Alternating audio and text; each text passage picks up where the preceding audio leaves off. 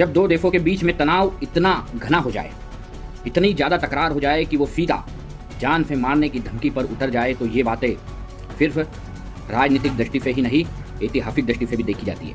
हाँ दोस्तों, नमस्कार, मैं हूं डॉक्टर सचिन दांगी। आप सभी का मेरे यूट्यूब चैनल में हार्दिक हार्दिक स्वागत है। जब 2024 में डोनाल्ड ट्रंप पर जानलेवा हमला हुआ था और अब वापस 2026 में उसी बात को दोहराई गई है और कहा गया है अब निशाना नहीं चुकेगा।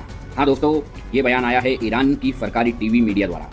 उन्होंने डोनाल्ड ट्रंप की खून से लथपथ वो तस्वीरों को साझा करते हुए कहा है कि अब ये निशाना नहीं चुकेगा, 2024 में आपको निशाना चूक गया था।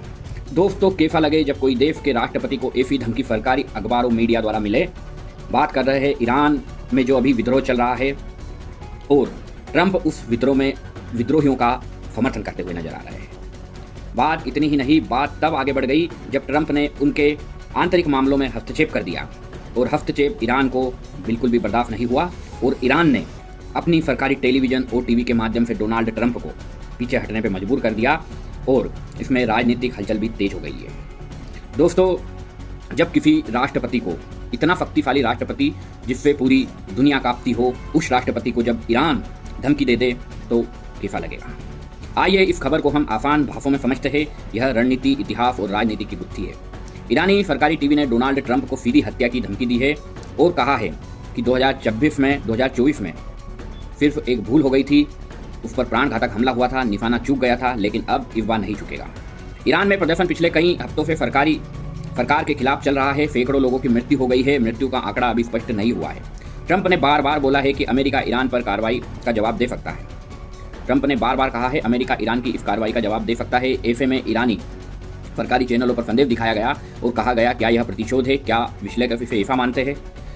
दोस्तों, असली तनाव क्यों हुआ, तो यह अकेली धमकी नहीं, इससे पहले भी डोनाल्ड ट्रंप के ऊपर कई बार ईरान ने निशाना बनाने की योजनाएं की है, विदेशी नेटवर्क का इस्तेमाल भी किया है। अमेरिका ने भी अलग अलग व्यक्तियों की धमकी मिली है जिन्हें हटाया और कानून के दायरों में भी लाया गया है।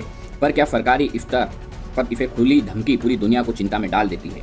जब कोई व्यक्तिगत धमकी देता है या कोई प्राइवेट न्यूज़ चैनल धमकी देता है तो एक बार इसको सीरियस नहीं लिया जाता है, लेकिन जब ईरान की सरकारी टीवी, जो कि सिर्फ ईरान के राष्ट्रपति के इशारों पर चलती हो, उससे यह धमकी मिलने पर ट्रंप भी घबरा गए होंगे। अब सवाल यह है कि क्या यह कूटनीति का दायरा बढ़ाएगा या फिर सुरक्षा संकट और गहराएगा।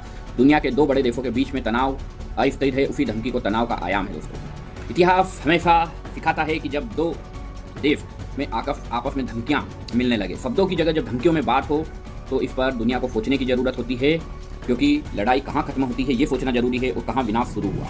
दोस्तों, अगर आपको ये वीडियो अच्छा लगा तो कृपया इसे शेयर करें, लाइक करें और उन लोगों तक भी पहुँचाएं जो इस खबर से वंचित है अभी कि राष्ट्रपति डोनाल्ड ट्रंप को ईरान के सरकारी न्यूज़ चैनलों द्वारा धमकी मिली है। दोस्तों, किसी व्यक्तियों द्वारा नहीं, पूरे देश ट्रंप के लिए ऐसी धमकी ट्रंप के लिए, अमेरिका के लिए भी बहुत घातक हो सकती है और ईरान के भी।